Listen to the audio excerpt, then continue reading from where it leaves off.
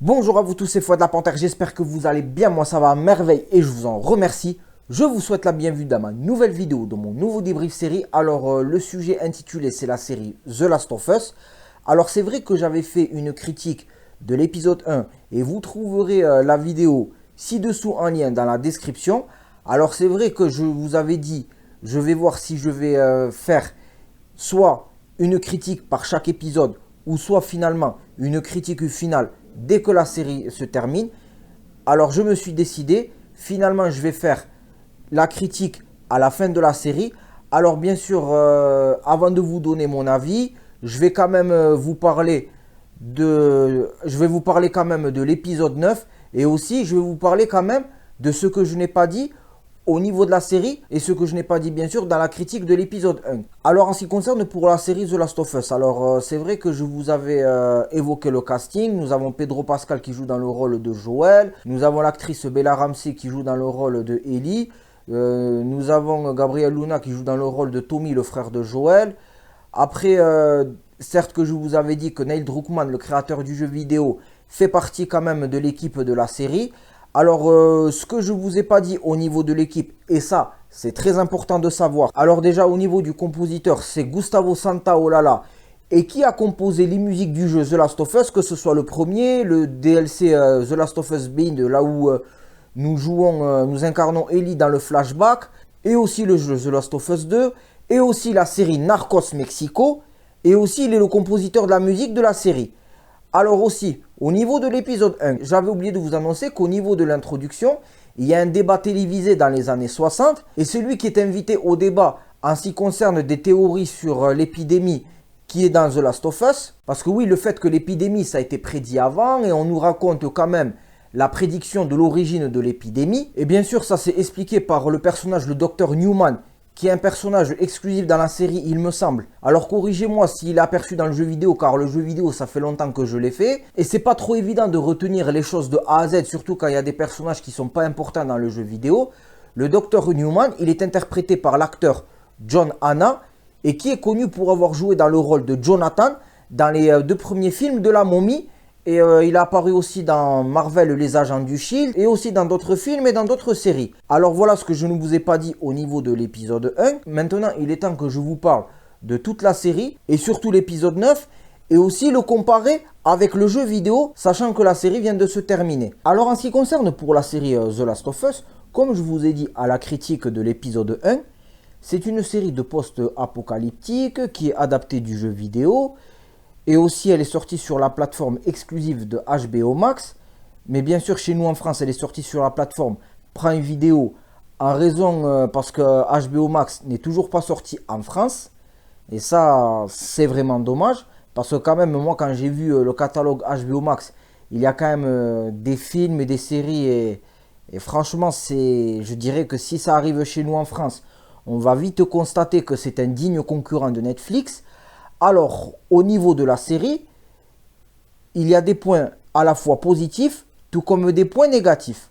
Alors, au niveau des points positifs, alors c'est bien fait au niveau des plans, au niveau de la réalisation, au niveau des séquences, au niveau du décor, et aussi au niveau des musiques, car comme je vous ai dit, c'est le compositeur du jeu qui est le compositeur de la série. Et maintenant, au niveau des points négatifs, il y aura beaucoup quand même de choses à dire. Alors déjà, on va commencer au niveau du casting.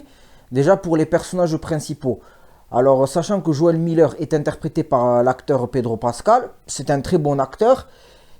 Alors certes qu'il interprète bien Joel, mais par contre, ce qui est vraiment dommage, c'est que il ne ressemble pas trop au Joel du jeu vidéo. Parce que déjà, comme vous pouvez voir Joel dans le jeu vidéo, il a beaucoup de barbe, c'est quelqu'un vraiment qui a un visage quand même vieillissant, qui est marqué par les événements. Tandis que c'est pas trop le cas au niveau de Pedro Pascal. Parce que certains vont me dire que oui, mais Pedro Pascal, il est quand même imberbe, il a pas assez de barbe. Mais il n'y a pas d'excuse. Ils auraient pu investir sur le maquillage. Et ça, c'est vraiment dommage. Parce que personnellement, j'aurais préféré que ce soit Hugh Jackman qui interprète Joel Muller. Parce que même Hugh Jackman, déjà le fait que dans le film Logan, parce que déjà dans le film Logan, quand vous voyez bien Hugh Jackman, la façon comment il est, il a beaucoup de barbe, il est marqué par les événements. Parce que sachant que le film Logan, c'est vrai que c'est un film X-Men, mais il y a quand même du genre apocalyptique dans le film. Et c'est dommage. On voit bien la différence entre le Joel Miller du jeu vidéo et l'acteur Pedro Pascal. Et au niveau du personnage Ellie, le fait qu'elle est interprétée par Bella Ramsey, mais franchement, c'est catastrophique. Non, mais vraiment, quand vous jouez au jeu vidéo, Ellie, au niveau de sa personnalité, c'est une personne qui est posée, c'est une personne qui est prudente, qui est polie, qui n'est pas trop sûre de elle, mais qu'elle sait prendre les précautions. Et bien, tandis que ce n'est pas le cas dans la série, mais Bella Ramsey ne respecte pas le personnage Ellie. Elle est violente, elle est belliqueuse, elle est mal polie, elle insulte de partout, sachant qu'aussi au niveau de l'âge et au niveau du physique, Bella Ramsey n'est pas faite pour jouer Ellie. Après bon, on sait très bien, parce que vu que c'est HBO Max qui a fait cette série, et sachant que Bella Ramsey elle est connue pour avoir joué dans la série Game of Thrones, et elle avait fait une belle prestation. Après voilà, selon les vraies informations, c'est que Ellie elle a été castée une seule fois et elle a été retenue. Et en plus elle a été retenue facilement. Et moi je me demande pourquoi la production, ils n'ont pas pris leur temps au niveau du casting sur le personnage Ellie. Mais là excusez-moi, franchement, je vais aller à l'extrême. Bella Ramsey, je vais dire que c'est plutôt une Ellie version Wish. Et aussi c'est pareil, on va prendre par exemple le personnage David dans The Last of Us. Et ben c'est pareil, dans la série, l'acteur il est différent, il est interprété par Scott Shepherd, qui est connu pour avoir joué dans le film Le Pont d'Espion réalisé par Steven Spielberg, et qui est aussi connu pour avoir joué dans le dernier Jason Bourne. Mais c'est pareil, mais c'est vraiment un personnage différent. L'apparence elle est différente. Et franchement c'est ça qui casse le délire. Parce que aussi c'est pareil pour la fille de Joel Muller. Et bien c'est pareil, niveau actrice, ceux qui ont fait le jeu vidéo et qui ont vu le premier épisode savent de quoi je parle. C'est vrai que c'est la même chose au niveau de la mise en scène, mais c'est au niveau de l'actrice et du jeu qui ne correspond pas. Parce que franchement c'est vraiment dommage. Et au niveau scénario, eh bien il y a quand même du vide. Par exemple, on va prendre un exemple. Déjà, il y a un épisode déjà qui m'a pas plu, qui était vraiment superflu. Déjà, Joel et Ellie, ce sont pas eux qui sont mis en vedette dans un épisode. Et je pense que vous savez c'est de quel épisode que je parle. Mais aussi c'est pareil en ce qui concerne pour le personnage David. Parce que comme je vous ai dit, celui du jeu vidéo et l'acteur est différent. Quand vous incarnez Ellie dans une partie où elle rencontre David, le fait que Ellie elle a pris en chasse un cerf. Et ensuite c'est David et son bras droit James qui l'ont trouvé. Et le fait que Ellie a braqué David et James, le fait que Ellie passe un deal, elle échange le cerf à condition que quelqu'un ait cherché des médicaments pour Joel, alors c'est le cas dans la série.